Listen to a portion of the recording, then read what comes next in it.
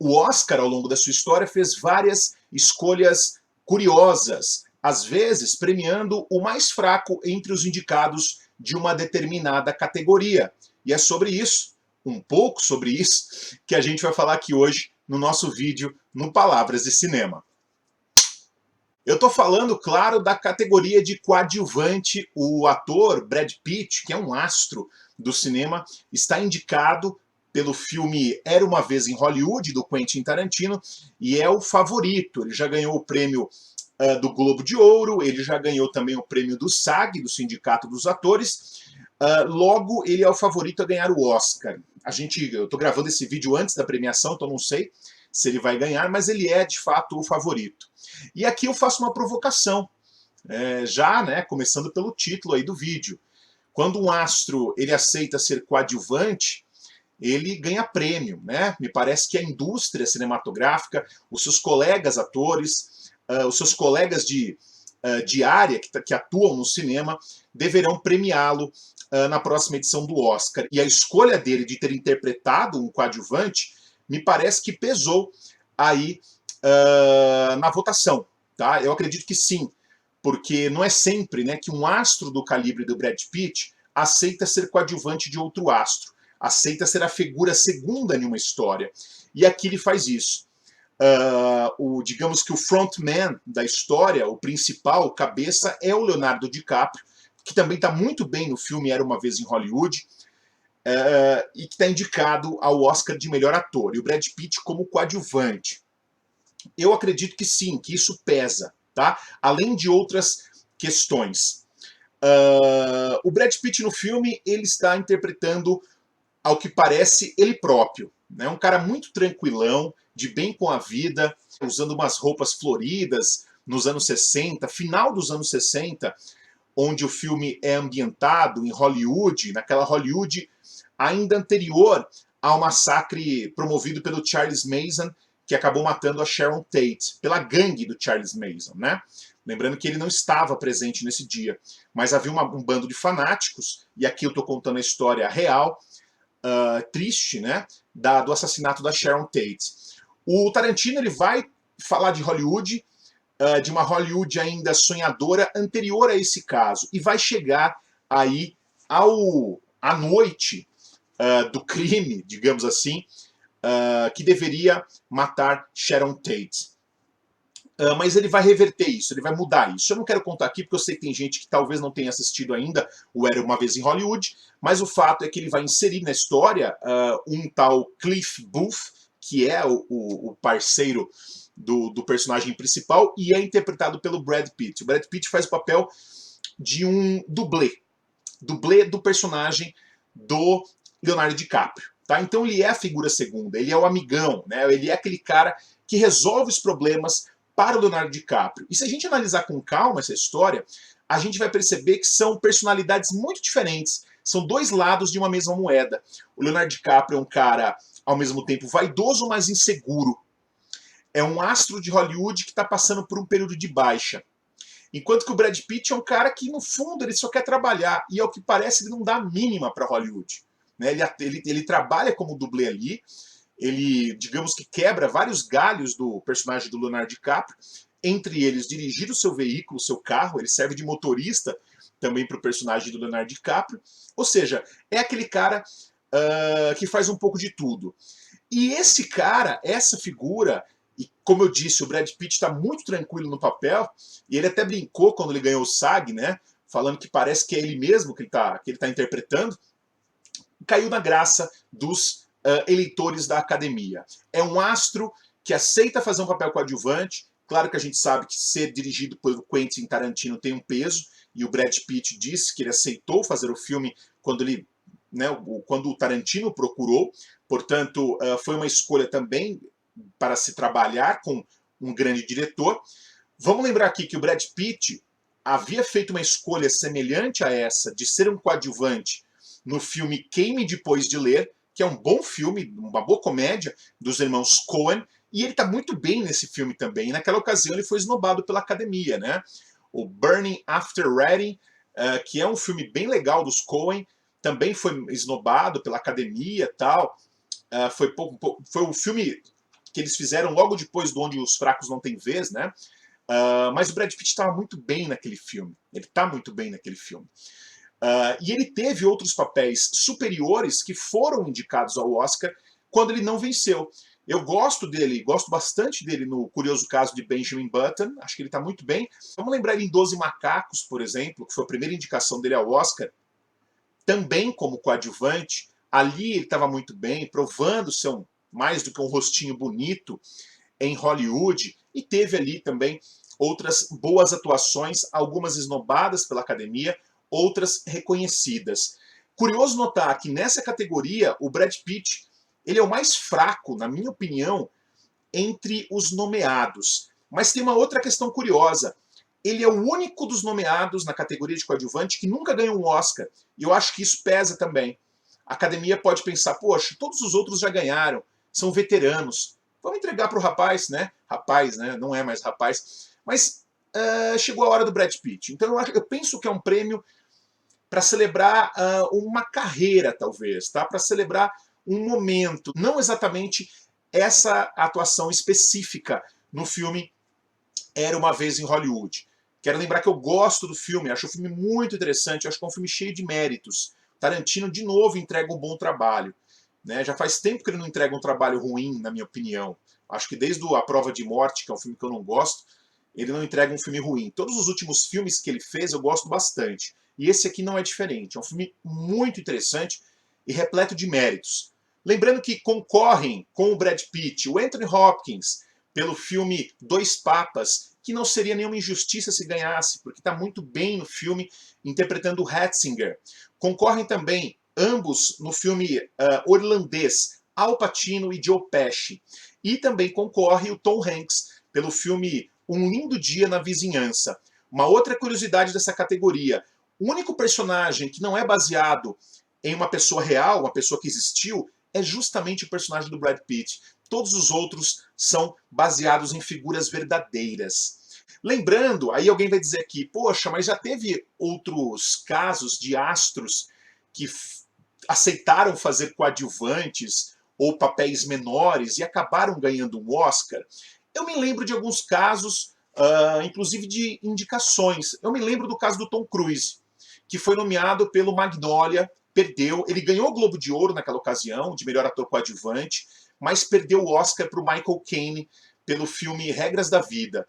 Eu, particularmente, teria dado o Oscar para o Tom Cruise, pelo Magnolia. Eu acho que ele está muito bem nesse filme, ele merecia aquele Oscar.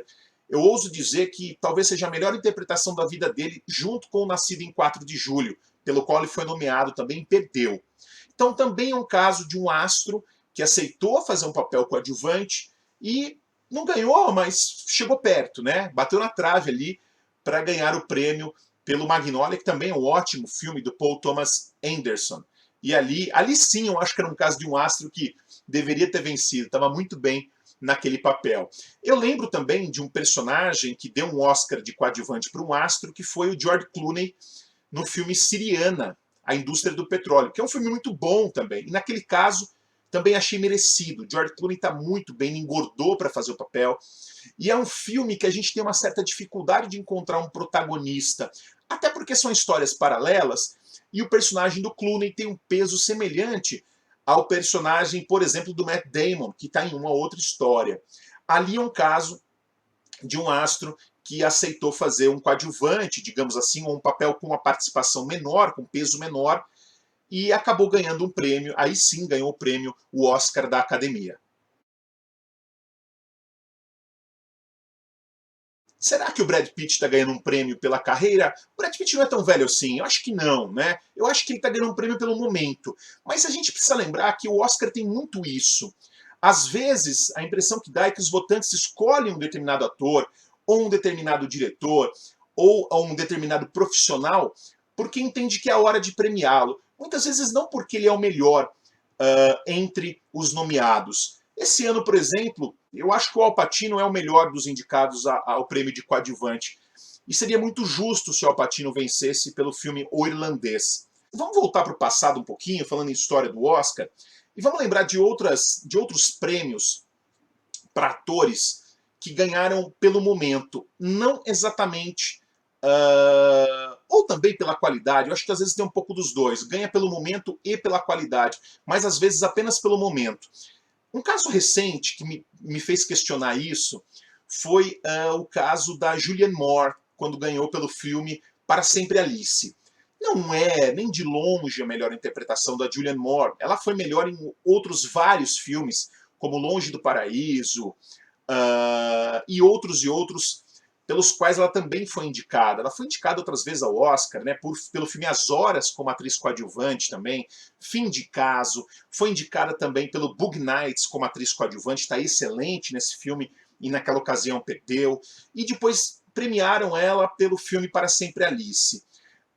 Não sou grande fã do filme, acho apenas ok.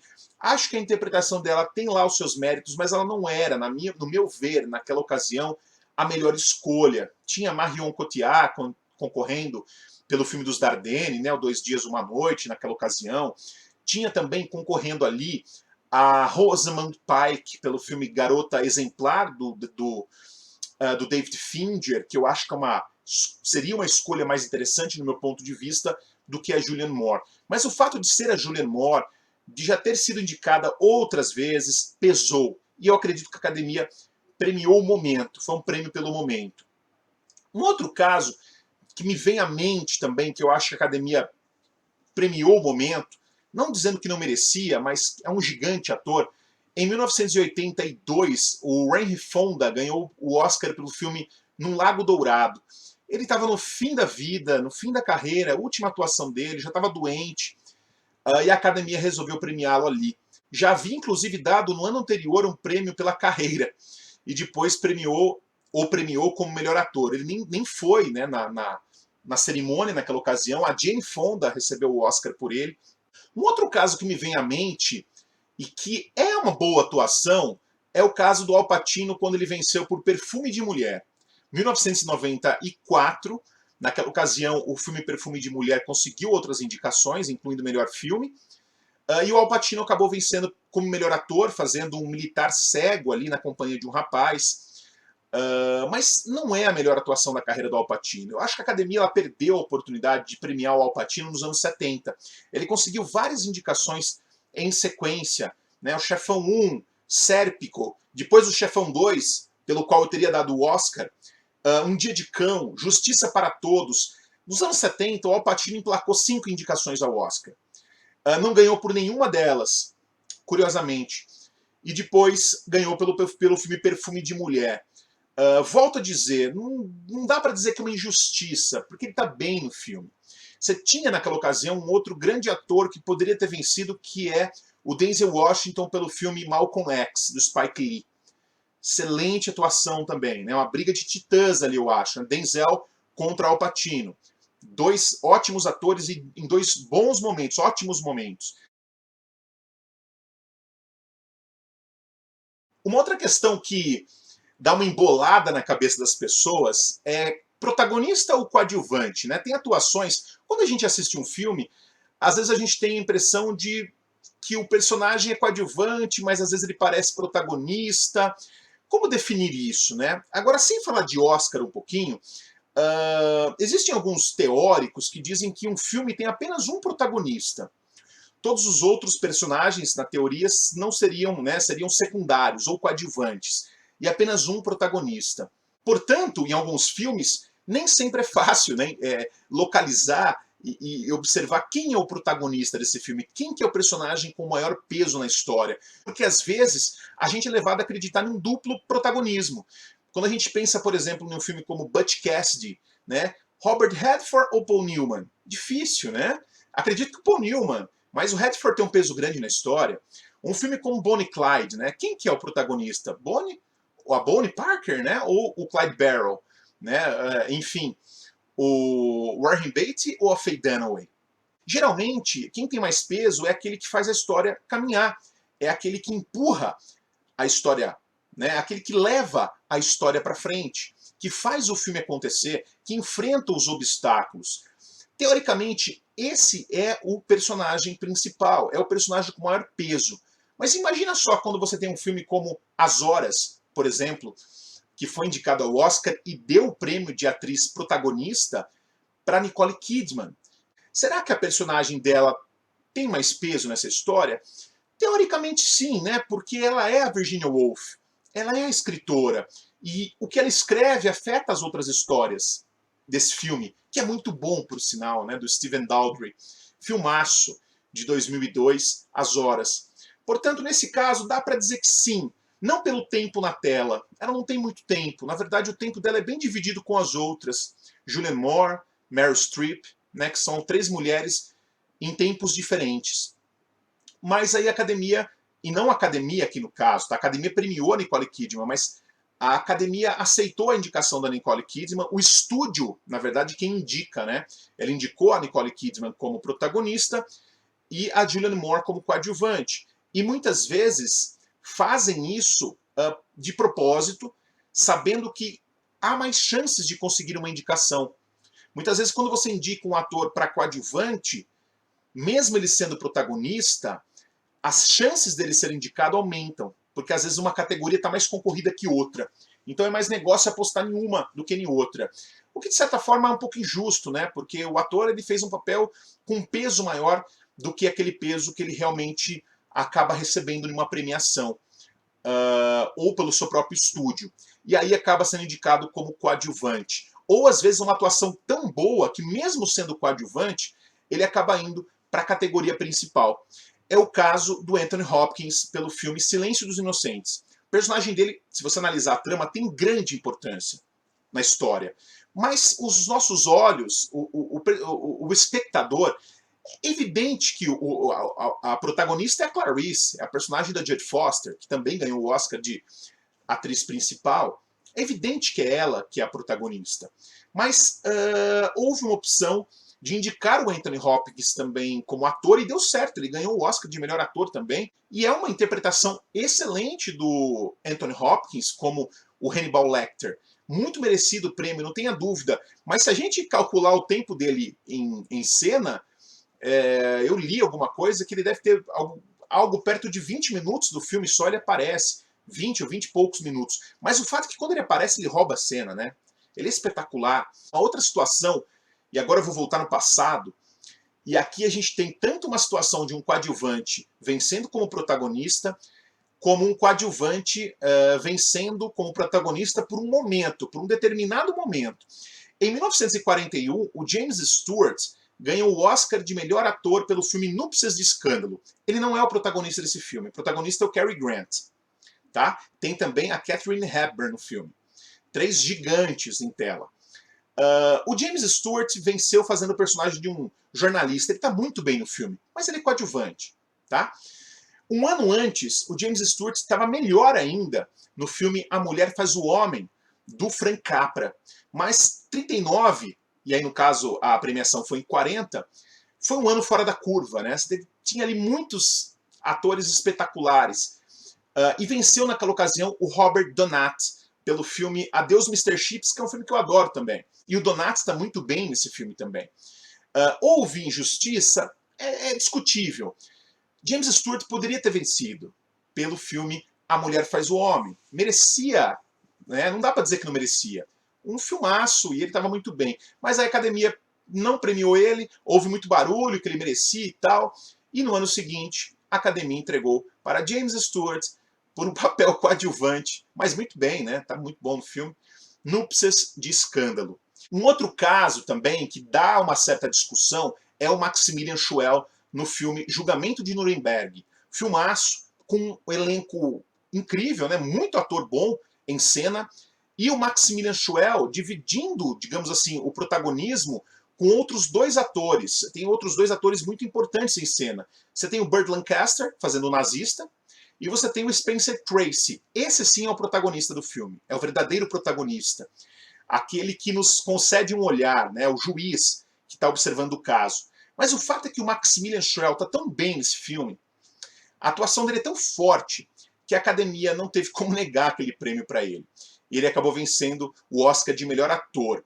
Analisando o filme, talvez a gente chegue à conclusão que ele é coadjuvante, ele não é protagonista. Um outro caso que também gera discussão, Louise Fletcher, pelo filme Um Estranho no Ninho. O protagonista do filme, é claro, né, é o Jack Nicholson, domina todas as cenas, tá muito bem.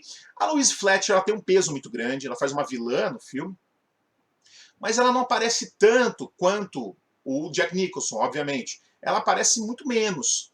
Ela está muito bem no filme, mas eu vejo que é um caso de uma atriz coadjuvante, de um papel coadjuvante aqui.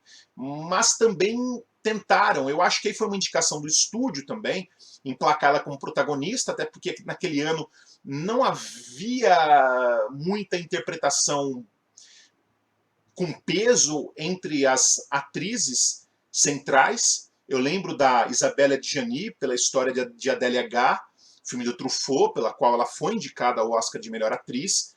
Mas o fato é que naquele ano não haviam grandes interpretações femininas. E eu acho que isso beneficiou a Louise Fletcher. E para a gente terminar, uma curiosidade. Em 1977, a Beatrice Straight ganhou o Oscar de melhor atriz coadjuvante. Ela é realmente coadjuvante no filme, mas o que chama atenção é que ela aparece cerca de uns 5 ou 7 minutos no filme.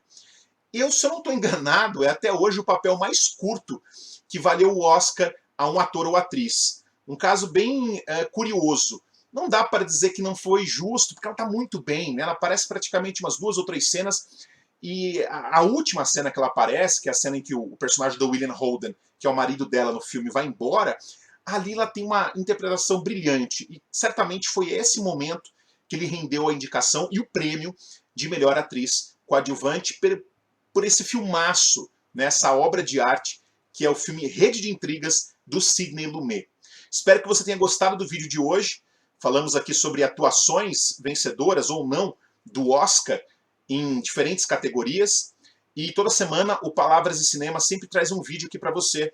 Eu convido então você a acompanhar o nosso canal aqui no YouTube, assine o canal e receba toda semana as nossas atualizações. Um abraço.